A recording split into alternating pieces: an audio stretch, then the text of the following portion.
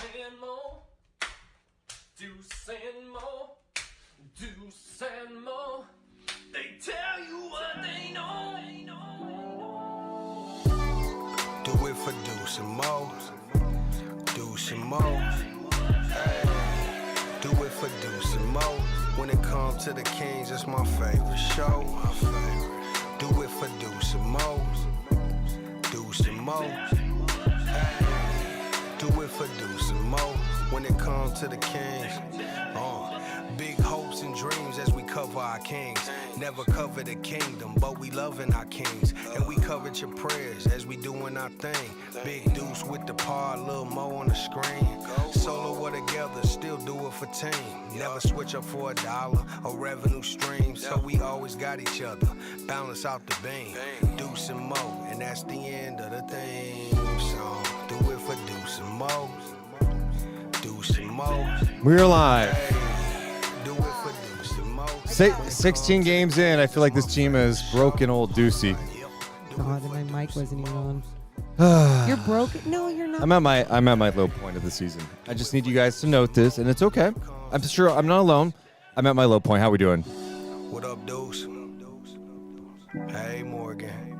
Oh man, 16 games in. I'm rooting for y'all. Kings Nets Sunday. Let's go, Kings. Oh my God. I appreciate you basketball sickos who are here on a Friday night after your team just got held under 100 points and mustered 29 points in the first half in an NBA Cup loss to the shorthanded LA Clippers. No Norm Powell. Kawhi Leonard hasn't played all year. You would not have known it because the Kings lost tonight 104-88.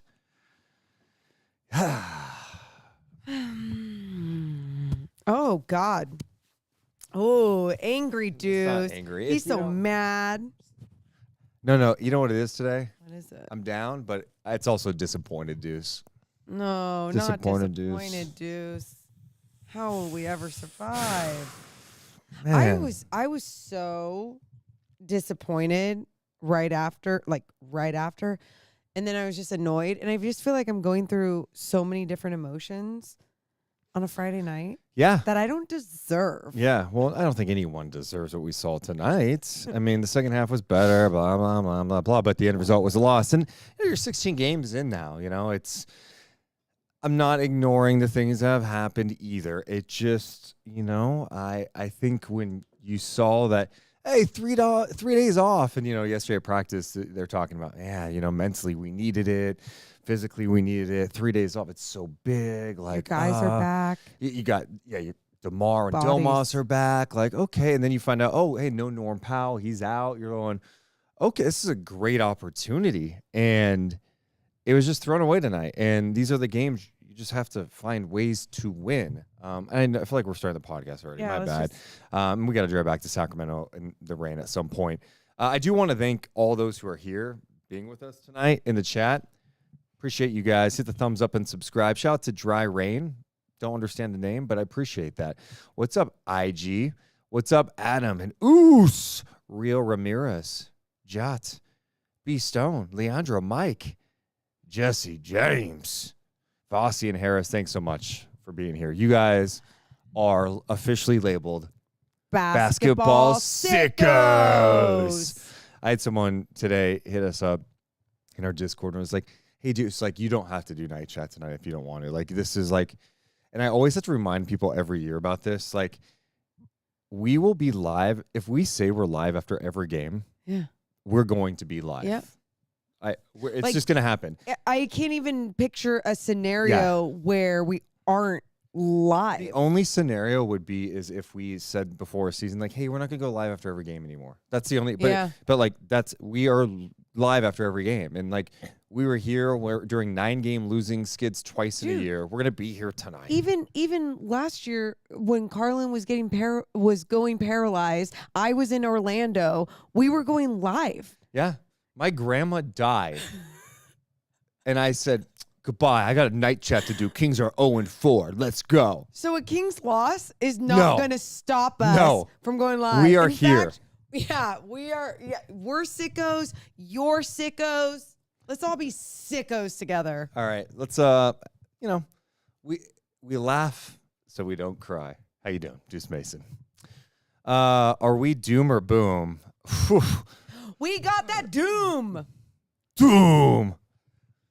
We got that boom. We don't got that boom. We Okay. don't got that boom at all. This game was doom. Missing 75 3-pointers. Doom. Scoring under 100. Doom. All right, enough of that. Deuce and Mo coming down in 3, 2, 1. Remember, we don't have music with Okay, us. shit. Deuce and Mo. Deuce and Mo, Deuce and Mo. They tell ya what they know. Welcome into the Deuce and Mo podcast. Recording this on a Friday night. We are recording this from the NBC Sports California studios in downtown San Francisco after the Kings had a beyond disappointing game on a Friday night. After 3 days off, taking on a shorthanded Clippers team, no Norm Powell. Kawhi Leonard's been out all year. The Kings come out of the gates with 12 points in the opening quarter. They had 29 points at halftime. They made it interesting in the third, cutting it to 7, but ultimately falling to the Clippers at Intuit Dome, 104-88. And now they will not be going to the NBA Cup in Las Vegas. It is all over. But big picture-wise, the Kings are now 8-8 after 16 games. I'm Deuce. That's Morgan. Morgan, I am officially at my low point of the season. And I know I'm not trying to be Deucey downer, but I'm feeling down right now about what I saw tonight and just taking a step back, seeing that they had 3 days off mentally, physically. They're supposed to be rested, ready to go. And out of the gates tonight, they were not ready to go. It looked like a team that was on the second half back-to-back. 12 points were scored in that first quarter. 12 points. And that alone, when that first quarter ended, was just embarrassing. And it was embarrassing because, not just because shots weren't falling. It was the way that they were just playing. Clunky, right? Yeah. Out of sorts. The style was weird. And again, we'll get to the Clippers defense and what they did do to this Sacramento Kings offense and what they do to a lot of different people, opponents in this league. But at the same time, it was just like the Kings weren't controlling what they could control. And we've seen such dominant play from someone like De'Aaron Fox. And we've seen such beautiful ball movement from this team, even when they are missing shots. And we just weren't seeing that early on at all in that first half. The Clippers did to the Kings what they did the last time, right? They made life challenging. And I think that's another disappointment. It's like, yeah, we can give the Clippers 11 a few. We will. Yeah. Okay. Yeah. But the Kings didn't see something new tonight. No. This isn't the first They time saw they've less. seen this. They saw less. Yeah, Norm Powell was like an offensive weapon that they didn't have to deal with tonight. Guy scored Yes. 23, efficient, all that. You know that the Clippers have length, athleticism. They, play the passing lanes well. You can't really make the same passes you normally do, maybe against other teams. And it felt like that was the first time the Kings had ever seen the Clippers. They were just at your house. You shot 3 for 26 from downtown, and they held you under 100 points, and you lost on your home floor. And then tonight, it just from the start, it just looked like they were off. And look, you had DeMar and Domas back tonight. I'm thinking everyone's going to be fresh, ready to go. It was a mess. Even Keegan early, passed up a good look from 3, passed up another one, and then had a turnover. It just looked like he was uncomfortable, and he's slumping his shoulders. And then you're seeing Kevin Huerter, who did not score tonight. These are things that just can't happen. And I don't know. I'm just really disappointed by what I saw tonight because you expect after a few days off and getting the rest necessary that you can at least handle business. I mean, the stark contrast between the first half and the second half. First half, 29 points on 24% shooting. In the second half, Sacramento scored 59 points on 52% shooting. Dude. How does it get that bad for that long? That's a theme I just don't get down with. And in all of this, what really sucks is that Keegan Domas, and De'Aaron all played 40 minutes. 40 minutes. 40 minutes. Again, something that we talked about It just hurts. just the other day. Mike Brown said at practice yesterday that he's like, yeah, I want to play like those guys like 35, 36 minutes. And again, we're into the 40s again. And I know they're trying to fight back and win a game, NBA Cup, but big picture here, that's concerning is playing those guys that many minutes. And then your bench gives you nothing. It was like kind of stuff we saw early in the season where it's like, oh, well, Sabonis, got his numbers, and Fox was really good. DeRozan ended up being inefficient down the stretch, but had some moments, and then really got nothing from anyone else. Yeah. And so, I don't know. Mike Brown said after the game that this was like the first half was one of the worst. What do you call it? He said they were 3 steps slow on both ends, and that was like one of the worst halves they have played since he's been coach. Yeah. And I don't think he's wrong. And on top of all of that, too, I think when people are searching for answers, like it was kind of funny because after that first half of basketball, when we were doing the halftime show, Deuce gets to do what's the key to the second half. And he just, there wasn't anything to break down or analyze. It was the Kings got to score the basketball. The Kings got to put the ball through that orange rim, through the hoop. That's what they got to do. And it felt as simple as that because it felt like that would have encouraged these guys to feel a different type of energy throughout this. Like Mike Brown said, 3 steps slow here, 3 steps slow here. But either way, it was the first time too that when I was looking for answers, I kept going, oh, are all the people that were trying to push that narrative about DeMar DeRozan and how will that fit and blah, blah, blah, is that actually coming into play? Am I not analyzing that enough? And the reason why I asked that, because we're seeing games where De'Aaron is scoring 60 and 49 or whatever it was. Yeah, 49. And it's him with the ball in his hands going downhill every other play. But that's still not sustainable. So then I question myself again and I go back and go, no, that's not why. But it all looked clunky. And I felt like that was just on everyone. And it's not like he missed a month of basketball. And so the identity changed for this team. So why everyone didn't just run and have the same type of flow when Sabonis was initiating the offense, when De'Aaron was initiating, or when DeMar had it in his hand, I just didn't understand. I still can't understand why that happened. What I don't understand either is like the Kings led 8-2, and then the Clippers go on a 14-0 run. They end up finishing the quarter on a 24-4 push to lead 26-12 after one. But I think that's my other like frustrating thing with this team is like not finding a way faster to get out of this hole. Like you dig yourself that big of a hole. You're down 22 at the half, and like you have 29 points. I'm going, there's just no way you can win this game. Even when they cut it to 7, it was like this was going to take an epic comeback. You have to play perfect basketball, and they didn't play perfect basketball even in the second half tonight to get back in the game. So, like, why when it goes bad does it have to go that bad? Yeah. Why, we saw it in that first appearance in LA against the Lakers where they went on a 21-0 run. You're like, that couldn't have been 12-2, and then you call timeout and like, hey, guys, figure it out. It's not a young team. And that's where it's like, you're not a young team. You've got vets on the team. Like, how do you not, like, settle down and figure it the F out? And the fact that it got that bad, think about how many times the Kings got within 10 and then 7 even at one point after playing that much shitty basketball. And they wouldn't have, probably would have had the lead considering how shitty the Clippers were shooting throughout the night, how inefficient guys even like James Harden was. I mean, he ended up scoring 22 points, but he was 5 of 18 from and the 2 field. of 10 from 3. The Clippers were 10 of 42 from 3, 23%. They shot 41%. Like, this was a game that, like, you could have won. You just capitalize on these things. Yeah, you can't be that bad. And now, 3 games against the Clippers is insane. 2 games against the Clippers this year. And the numbers from 3, the Kings against the Clippers this year are 10 for 60 against the Clippers from downtown. They're 10 of 60.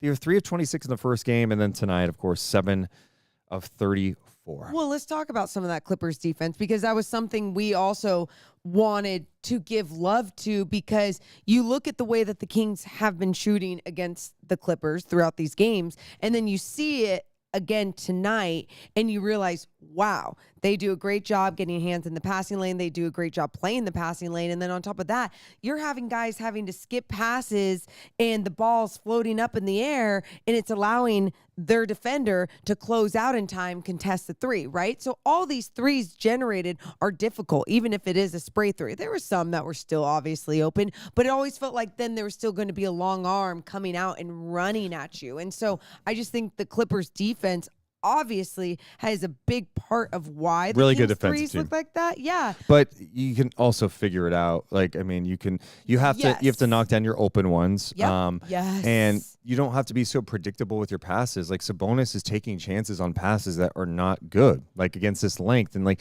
it's like, read the coverage. Like, why are you throwing that pass? Like Sabonis in the last 5 games, by the way, 27 turnovers. That's unacceptable. That's not a good number. 27 turnovers? I know. He had 6 in this game tonight. So, yeah, I hear you. Like the Clippers, this is not to take anything away from them. The Clippers have assembled a team.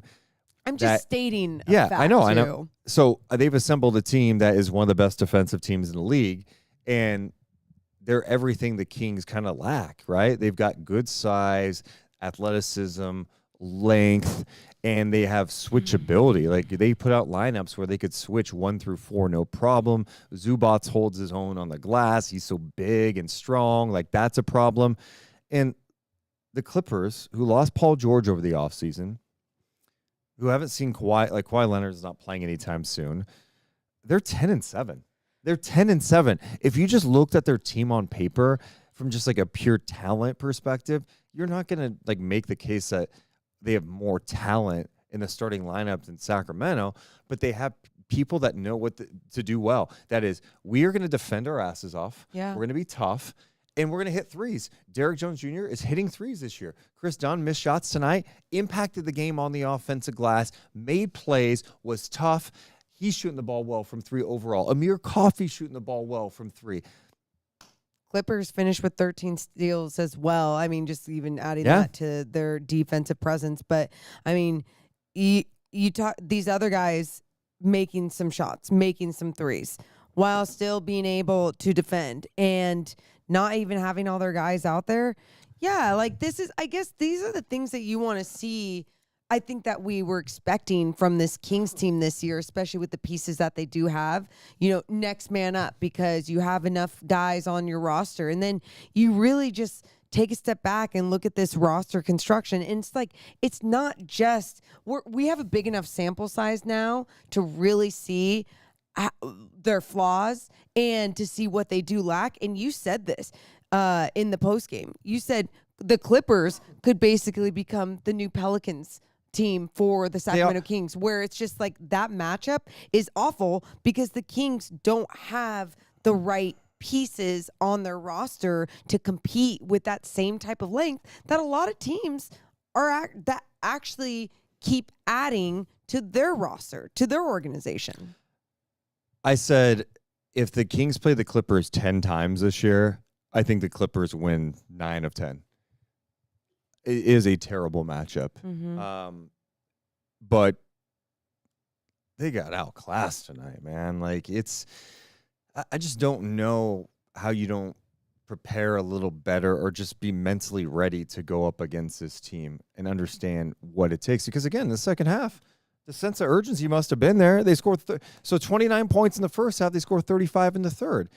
Like, so what shifted? Was it just making shots? No, it was playing with pace and letting Fox do his thing. And something you brought up earlier, I want to hit on a little more. It's like, I do think there were some eye-opening things when Sabonis and when DeRozan were out.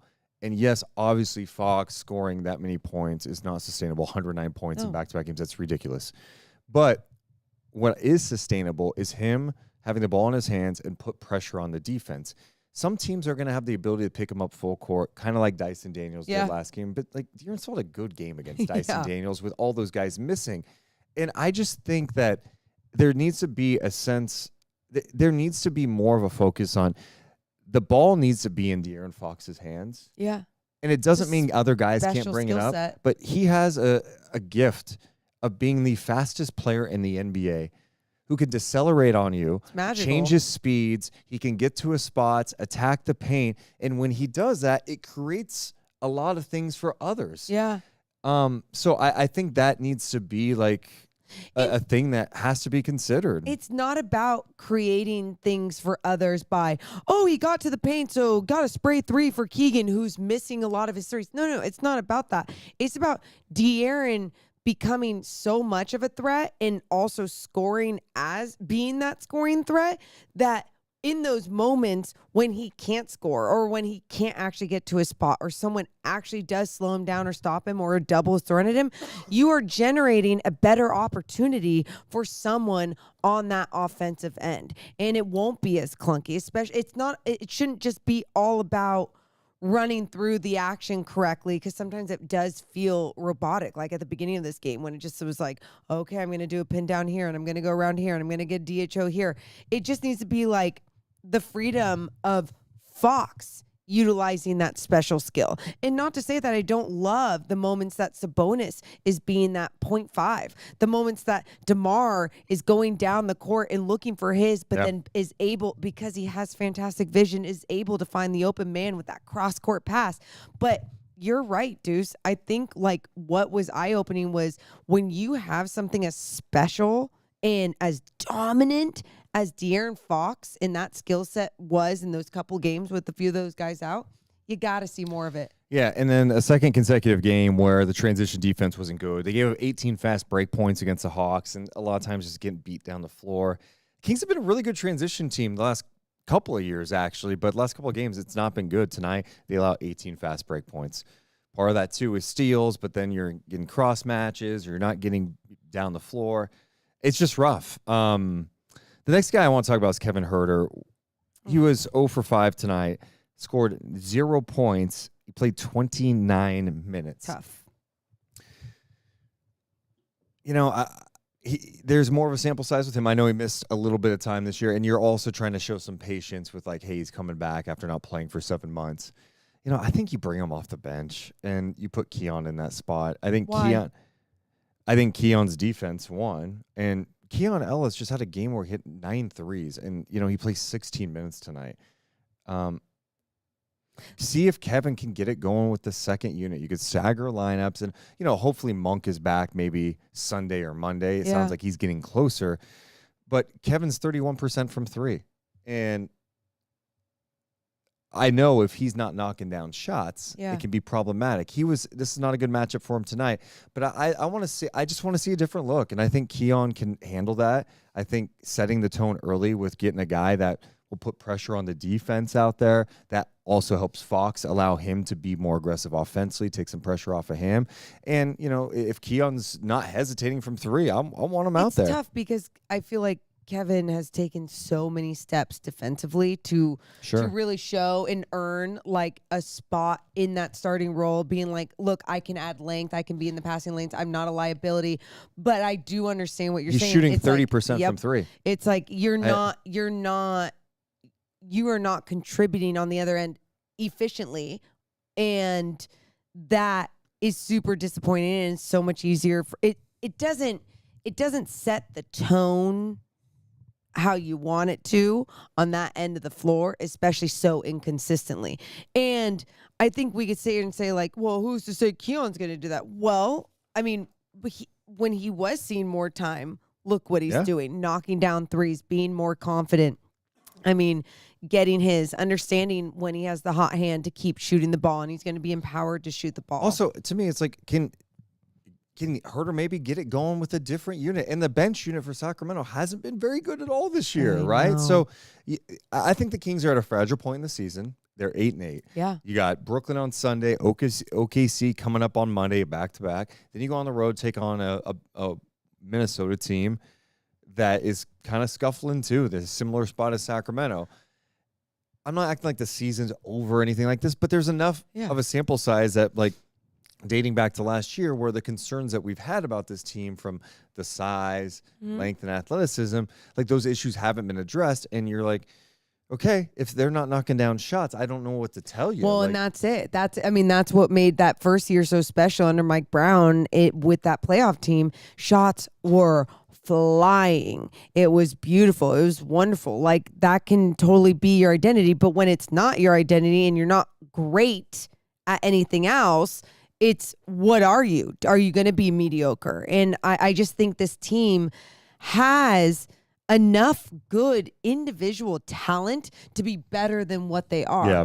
And I believe in Mike Brown as a coach and this coaching staff, and just what they can get out of people on even the defensive end when you don't have the best individual defenders, but what they've been able to produce out of those guys and get out of those guys. Yeah. Look at the Clippers. It's not like they have a whole bunch of household names, That's but what they I'm have the length saying. and the. I mean, Batum. I mean, how crucial was Batum in this Dude. game for the Clippers? He comes in and knocks down a few threes. He's a smart player. He's long, plays defense. You don't have any. You have Keegan Murray, who has the ability to defend a wings at the wing spot. That's it. That's it. And you know, he hasn't been consistent knocking down shots. It was good to see him knock down a couple late. Like he was 2 of 5 from downtown, 4 of 11 overall. And I was really concerned early because it looked like he was in his feelings about it. Hopefully him like knocking down the 3 and taking a charge can get his confidence back up. But that guy's confidence needs to like keep firing away, man. You could not let missed shots dictate how you approach things, and don't hesitate. Like if you're going to hesitate, you're not going to make it long term in the league and be a starter in this league. That's just how I look at it. But I look at this Clippers team, you know, adding Derek Jones Jr. and Chris Dunn and getting Batum back in the fold after he was gone for a minute. They just have like length and size everywhere. And like Sacramento, like Doug McDermott, like they played him 2 minutes tonight, 3 minutes, because they kept Harden was hunting him and literally at one point like froze him. I thought he had the power to freeze him because like McDermott was stuck, and then Harden went by. You saw it. Okay. Don't no-sell me tonight. I don't need your shit, Morgan. I really don't need your shit. The point is, you don't have a lot of guys that can guard, right? You don't. And then one of the guys that you have that can guard, Keon Ellis, plays 16 minutes. I don't get that. I know. And again, it will. And I mean, how many times have we talked about Mike Brown going to his bench and trusting guys? Look, you had someone like Colby Jones. What did he end up playing in this game? How many minutes? He played 6. 6 minutes. No, my point is he went to Colby Jones, and that wouldn't even have been the first person I would have gone to. You know, what did he like what he saw from Colby Jones at practices, or did he like what he saw from Colby Jones Wednesday night and in his Stockton Kings game? Well, I think that's probably part of it. I think Colby too. Like I've been watching him before games, and I'm like, oh, he's knocking down his 3, but I was also like, okay, you have to do it in a game. And we were in Stockton on Wednesday night calling a G League game, and Colby had 27. He knocked down 3 of 5 from downtown, and I was like, oh, he's actually like looking for like being aggressive. Yes. And that's the one thing I've noticed with some of the Kings young guys, from Colby when he's got minutes to Keegan to Keon. There's moments where they just don't look to score. You know, they're too passive. So Colby doing that, I was like, okay, maybe there's something. You gotta have that killer effing instinct, that mentality. Because, and what's so great about this team, coach, from my perspective, and I could be wrong, is not on the side going, hey, you make sure De'Aaron gets his shot, okay? You make sure Keegan get his shot, okay? Like, you're all NBA players. Figure it the F out. Get yours. Do what you need to do on the defensive end. Play the game the right way and take your shot. Create. Do what you need to do. That confidence, that mentality needs to be there down the bench. And Mike Brown giving even small opportunities to guys, like they have to make sure they have that same intensity. Someone like Keon Ellis, though, I'm with you. 16 points. Just doesn't feel like enough after a game that he was crushing it. Yeah, I mean, he was 9 of 15, a career night the other night. So, I mean, I think those are just things you have to consider. Let's get to a couple of super chats real fast. Hell yeah. The super chats are going to, let's see how toxic they are tonight. Oh, man. Of course, my thing's Do you not want to go scrolling. here? I got it. Okay. God. We got like 2 people saying, all right, trade Kevin, trade Keegan. Oh, wow. Oleg says only 9 bench points for the Kings. That won't win you many games. Okay. Jacob donates $5. I'm worried, but we've been here before. Some stuff to clean up, but still positive outlook overall. I still think at least play-in, maybe higher. Yeah, you don't trade for DeMar DeRozan just to be a play-in team. That's the problem. Bad News Sour Grapes donates $5, saying, honestly, hate to say it, but Keegan is not that guy. But put your GM hat on, Deuce. Where do we go from here? We do need to shake things up. Yeah, I mean, I mentioned this like 2 weeks ago on a podcast, and you're gonna have. What direction are you trying to go? I imagine if you've got Fox, DeRozan, and Sabonis, you're trying to get in the playoffs and win a series, right? Yeah. If that's the path you're going, how do you improve? You don't have a ton of like assets, and no one's getting excited about Trey Lyle's expiring deal. You know, Kevin Huerter, no one's like jumping for joy. Like, I want that guy. Like, if they're in deals, it's to like make it work. Sure. You have to think about what assets you have. It's some future picks. Okay, do you want to risk that? Okay. Malik Monk, you know, Keegan, are you open-minded to doing those things? Like those are the I talked about Jeff Petrie making tough decisions. I know. Trades in the past, like from the Bibby, the J. Will Bibby trade, the Corliss Doug Christie one. Like, I understand happens. tough decisions could come up, but I also think it is so funny that if the Kings won, you're just not seeing so much of the like. But that's how it goes. The conversation. Yes. And I understand that. But I also think it is sometimes ridiculous when you think about the youth, the length, the ability of being a two-way guy for someone like Keegan Murray, and you're just like, people are just so quick to be like, well, he sucks. That's it. I just believe as a basketball player, you can go through your slumps. I believe that as you evolve and you develop, you can find your ups and downs. Yeah. But I also understand too, it's a cutthroat league that happens really quick, night in and night out. And so you do have to figure it out quicker than some might want you to. Yeah, I mean, I just think not every loss has to be an indictment on like the season, right? Like, but I think it's also just looking at the landscape of the NBA and the Western Conference and seeing how competitive it is. Like, you're trying to. I think we can all admit, like, the roster standing pat at another trade deadline is not gonna fly. It's just not gonna be good enough. And you know, I always point back to what Dallas did last year, where, you know, over the offseason they had signed Grant Williams, and like, you know what they did? They traded him. It was like they didn't work. It's like they didn't like hang on like, well, maybe it'll work out, blah, blah, blah, blah. It's like they just moved on, and they got better because of it. They get PJ Washington. And I completely understand that. I just think it's hilarious when a player like Keegan Murray is not playing well. Just the conversation and the narrative around him, I think is a little wild. And I think if there was a bigger sample size and if it's like more and more of that, I can understand the conversation a little bit more. But I guess I'm not there. I'm with you too. But also, like, when you say the conversation, like, here's what I always say. What? When you go out to eat and you have a great meal.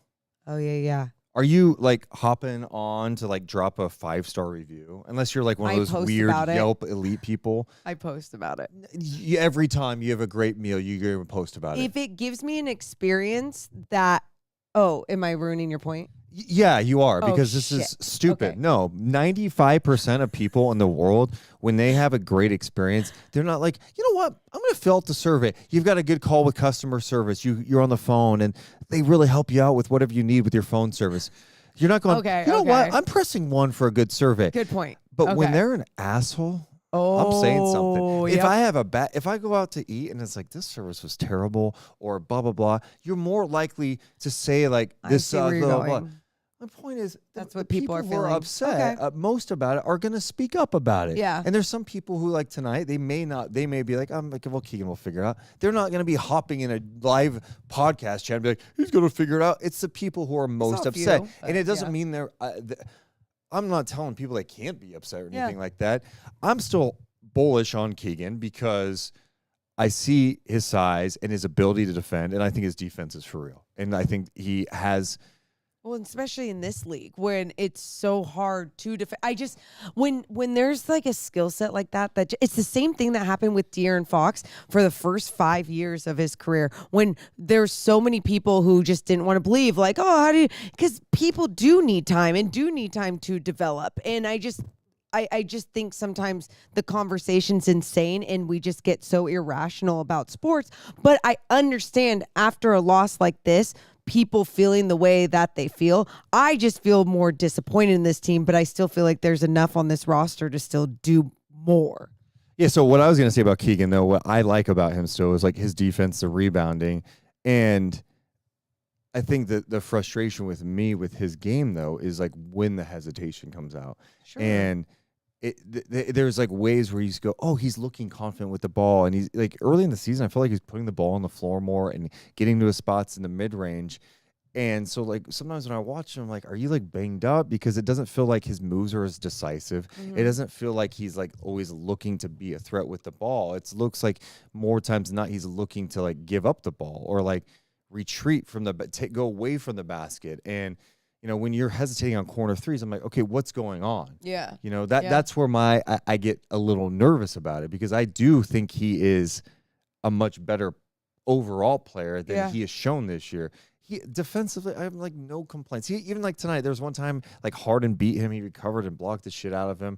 There were some breakdowns defensively too. I'm not acting like he was perfect at all tonight, but it's more offensively. It's just the inconsistency with the confidence. And I'm like, all right, well, how do you get there? Like, what can we do to get you to be more confident?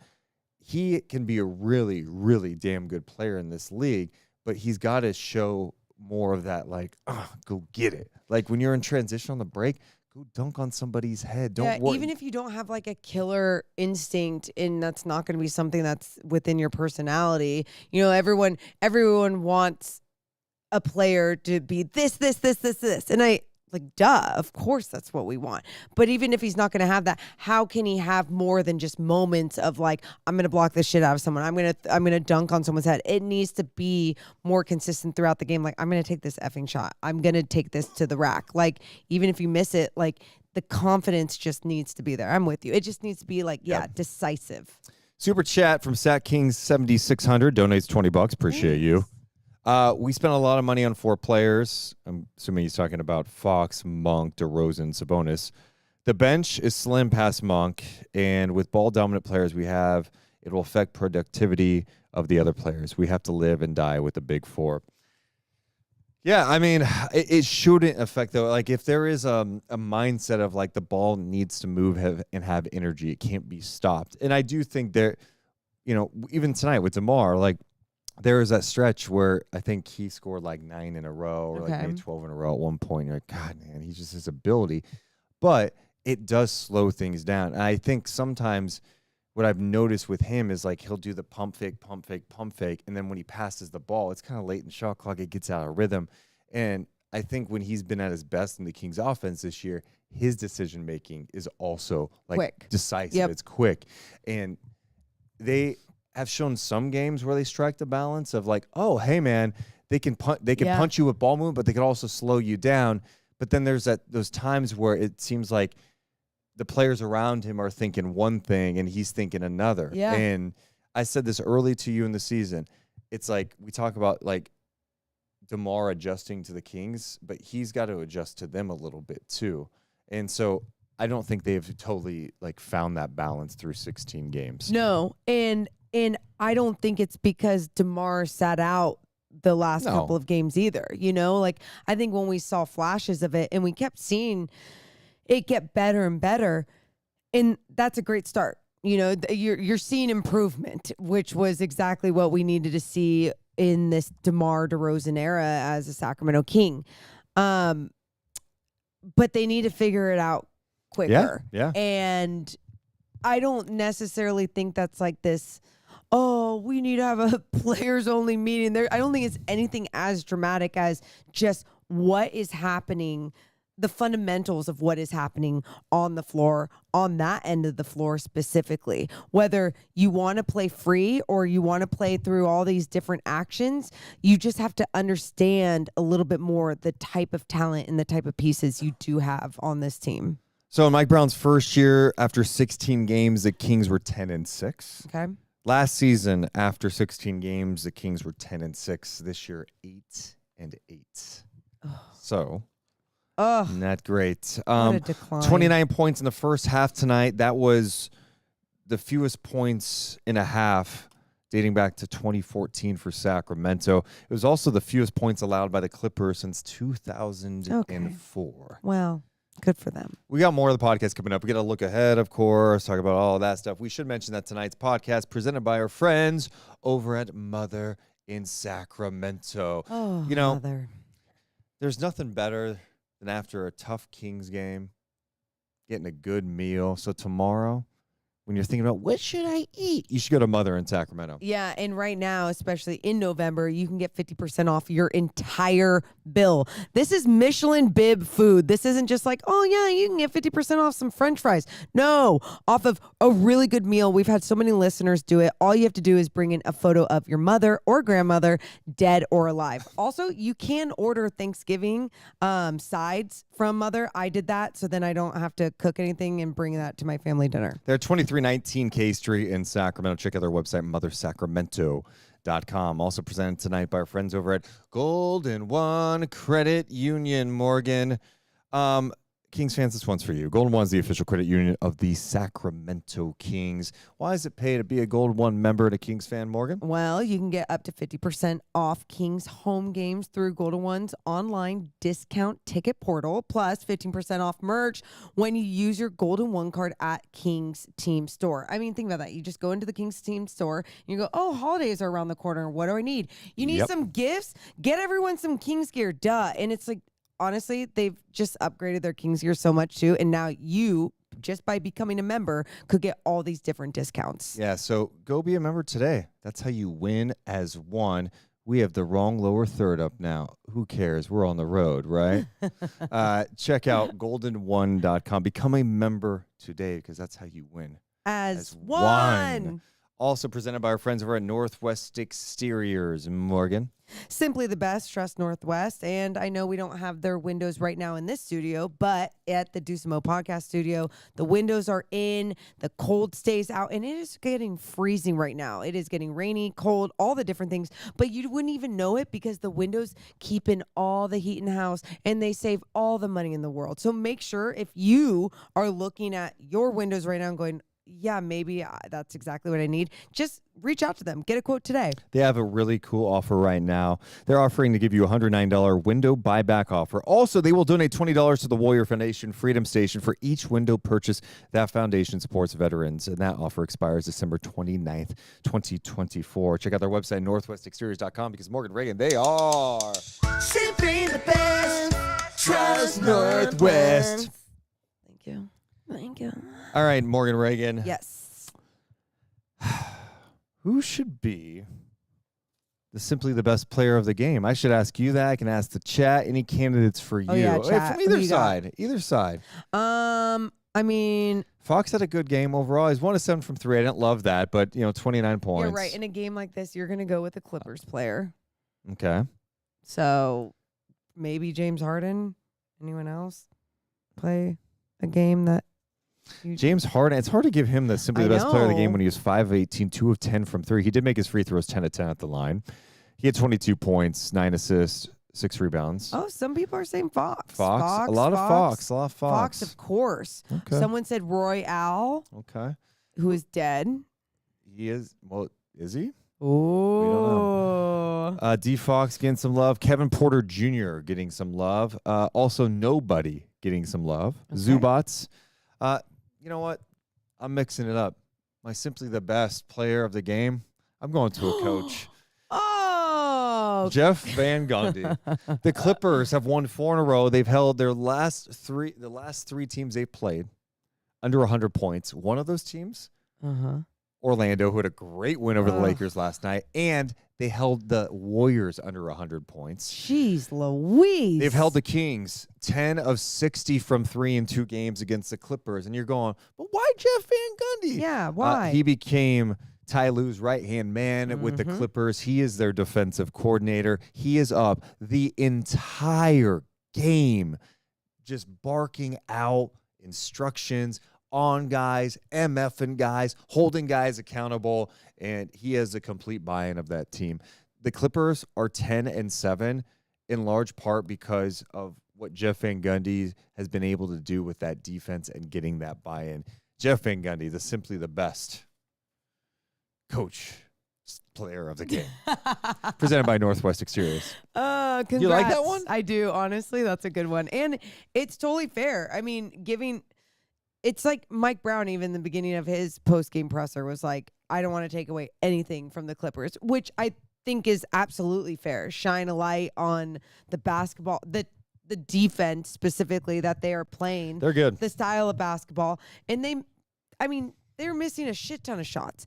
And the Kings were just missing more. The Kings were just doing things worse. And that's, I think, what made tonight even more frustrating was like the Clippers were giving you one of their bad games, if you want to call it that. And you still couldn't find a way. You kept clawing. You stayed in it. I appreciate the fight, and I think that's always huge. But I'm so sick of talking about games this year now of like, oh man, they stayed with it. They almost won, or they all like. Yeah, those are things you bring up when you have like a young team that's like kind of trying to be on the rise, or like, hey, a banged up team that's, hey man, you're down all your all stars and you're figuring it out. It's not like you don't get a hey, attaboy, hey, you fought. It's like, no, there's just certain expectations. Like this team is supposed to like you didn't like sign DeMar DeRozan because you were like hoping to be somewhat competitive. Yeah. Like you signed him because you're trying to make some noise. Yeah. And that's where a lot of this is frustrating right now. And I can even understand, I can completely understand why so many people are feeling the way that they feel. I don't feel that same way yet, but who knows? Who knows? Ask me in 5 games, huh? Quick look at the standings right now. So Sacramento is technically in 12th place. They are tied with the Spurs, by the way, who all of a sudden are 8-8, winning a couple games without Victor. Okay. Are the Spurs better without Victor? They beat OKC. Trade Victor. Trade Victor, Do you please. think Victor is on the trading block in San Antonio? Please, I hope so. Harrison Barnes, part of a team that's 8-8. I know. Anyway, so San Antonio is 8-8. Minnesota, they are 8-7. Memphis, they've been banged up. They're 9-7. Dallas has won 4 in a row, and they're winning without Luka. Are they better without Luka? Trade Luka. Luka and Wembanyama on the block. Dallas is 9-7. The Suns are sitting at 9-7. Jokic came back tonight against the Mavs, 8-6. The Clippers are in the 5th spot at 10-7. A lot of teams. So it's not like tonight isn't like life is over. Oh no. But like, you know, you have to at some point get your stuff together. Losing to the Hawks, you know, and then it's just you gotta look in the mirror. You gotta really reevaluate a lot of different things right now. I think everyone, if you're a player, if you're a coach, if you're Monty, you know, you really got to look at everything because you don't have time to waste anymore. This isn't like, oh, let this all develop and be cute. It's make tweaks, understand what you don't have and what you don't have that won't allow you to get to the next level. A couple more super chats. Getting a lot of those tonight. Dude. For you guys being mad, you guys are being nice to us. Thanks for supporting us. Oh my God, so nice to us. You guys. Appreciate you guys so much. Hit the thumbs up and subscribe if you haven't done it. It'll help us. Ben, our guy Ben from Australia, Keon needs to start. Play him and Keon 30 minutes. No way starters should be constantly playing 40 minutes. Let the bench play through some mistakes. I'm with you. And, you know, Mike Brown keeps acknowledging, like, he said literally yesterday at practice, want to play like 35, 36 minutes most for like my starters. Yeah. And you brought it up at the start, like 40 tonight for Keegan, 40 for Sabonis, 42 for Fox. It's not sustainable. But there's obviously, against certain teams, there's not a trust there. And I think when he's got his guys, he just goes, okay, I know what I can trust. Oh, we're and so close. And yeah. Where like the last few games, he didn't have that to like, that crutch was gone. It's like, I have to play these guys. It is what it is. And honestly, like, you know, at some point too, if you really need to mix it up, and I'm not trying to get to this point because I've done this over the years. I'm not trying to get crazy here. There was a time in which I was like, dude, why don't you just play Kyle Guy? Play him, you know. So I'm not, you know, you got to be careful with this type of stuff. Yeah, you do. But I'm I'm very much intrigued with Isaac Jones and what I've seen with him in the G League, and it, just from his length, size. He's not knocking down threes, and I'm not expecting that. But he can. His verticality at the rim, down. he can. He had that one game against South Bay where he was 3 of 3. Last game I think he was like 0 for 6, but he was shooting them. But he had some nice moves at the basket. He rebounds, great verticality. I think even Orlando Robinson, we've seen some stuff like mix in some other guys. Maybe you just need some new life and energy, some bounce. I need some bounce. You know what I mean? I understand what you're saying. G has donated to saying Monty McNair has done a terrible job with roster construction. Trade Keegan and Herter ASAP. Well, thanks for the donation. They definitely need to rebalance the roster because that was the other thing. I was talking to someone today, and a friend was like, I don't know who it was, coworker or friend. Maybe both. Who said it? It's been a long day.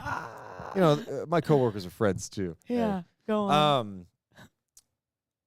It like about Devin Carter. It's like, okay, so when Devin Carter comes back, like let's just say Devin Carter comes back in February. Where does he play? Yeah.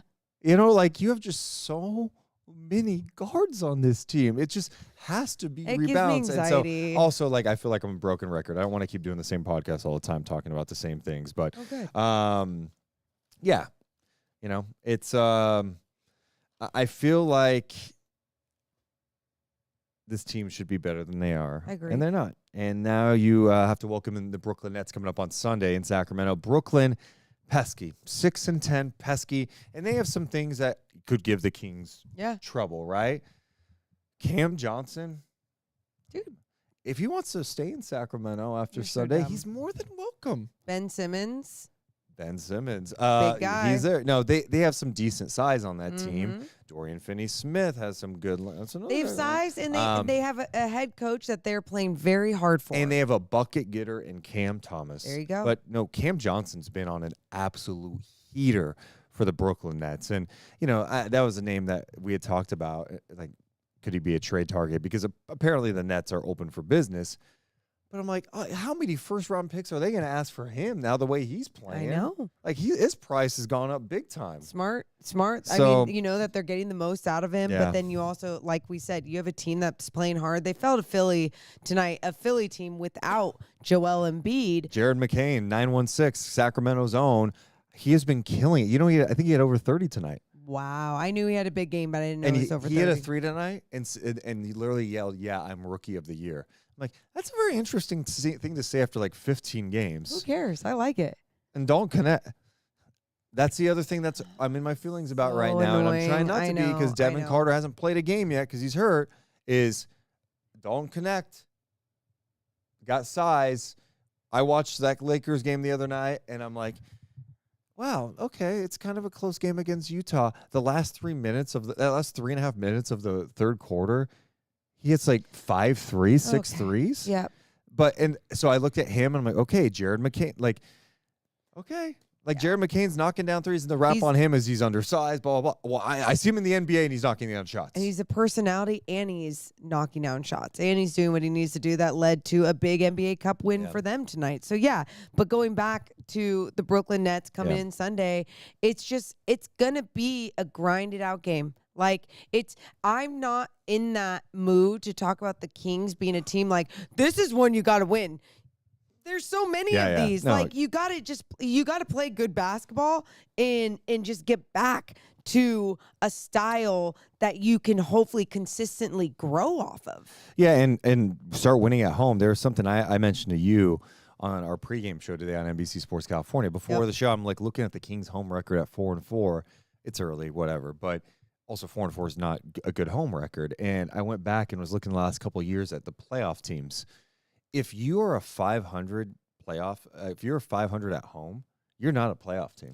Yeah, you're that's not good. And so they haven't been great at home the last couple of years, and that's been a big topic we've had on the podcast. And it's like they have to get some momentum going. And you know, Jordy and that coaching staff, they also have Dutch Gately and Davidas Dolkis on the Nets coaching staff. They were in Sacramento the last couple of years. You know they're coming for the King. You know, like their game plan's going to be legit. Jordy knows these guys. Like, So I think that's going to be tough. And then the next day, you got another back-to-back. You welcome in the Oklahoma City Thunder, who got Isaiah Hartenstein back, and he's back throwing behind-the-back passes, his size. We'll get there when we get there. I'm just saying, it's some tough games coming up. So, yeah. Let's get to some final thoughts because we got to get back to Sacramento. We got to hit the road. Hit the road. Final thoughts. Very disappointed in this loss tonight. A 7:30 start, an Criminal. NBA Cup game Yeah. in San Francisco. We're doing this from San Francisco.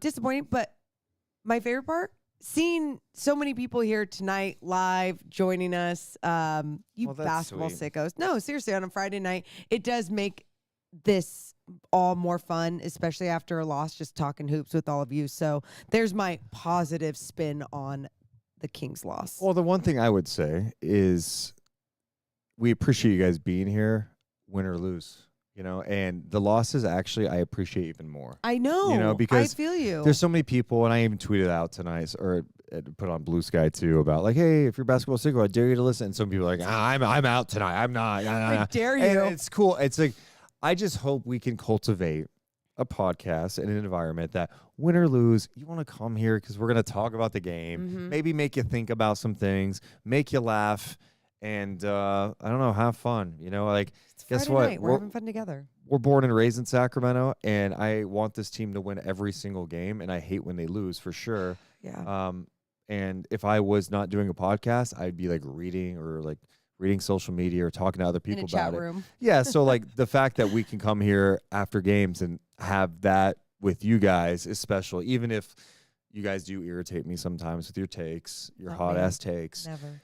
It doesn't matter because at the end of the day, I think we all want the same thing.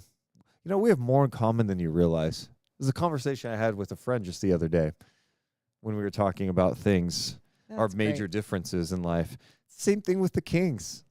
Same you know what? exact. We may have a different thing. path on how to get there. We all want the same thing. Yeah. So let's stick together. And when there are tough times, let's hang out and laugh so we don't cry. Cute. We love you guys.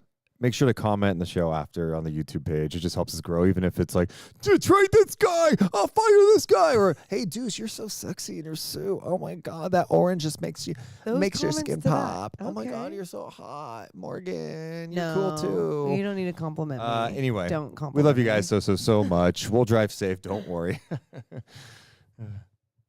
Why did you say it like that? Because I was expecting everyone in the chat go, drive safe. It's raining. Safe travels. Yeah, Thank you, for real. everyone. All right, we love you guys. Love you. We got to go. Everyone have a good night. Thanks for being here. Bye. Deuce and Mo. Deuce 88 and points. Mo. Deuce and Mo. Seriously? They tell you what they know. Deuce and Mo.